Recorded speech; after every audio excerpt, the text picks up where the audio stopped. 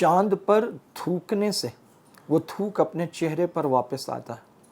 France کے گستاخ cartoonist اور خاکے بنانے والوں نے امام الانبیاء سید الانبیاء جن کے چہرے کی چمک 14ویں کے چاند سے بھی بڑھ کر ہے، طلع البدر علینا من ثنیات الوداع، ان گستاخانہ خاکوں کے ساتھ ایمانوئل میکراں اور فرانس کھڑا رہا۔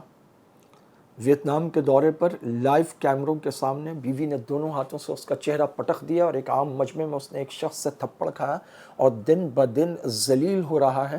آقا دو جہاں تو امام الانبیاء سید الانبیاء فخر الرسل سید ولد آدم ہے، آپ کی عزت کا سورج تو ہر دن اور آپ کی عزت و توقیر کا چاند تو ہر رات چڑھتا ہے، دمکتا ہے۔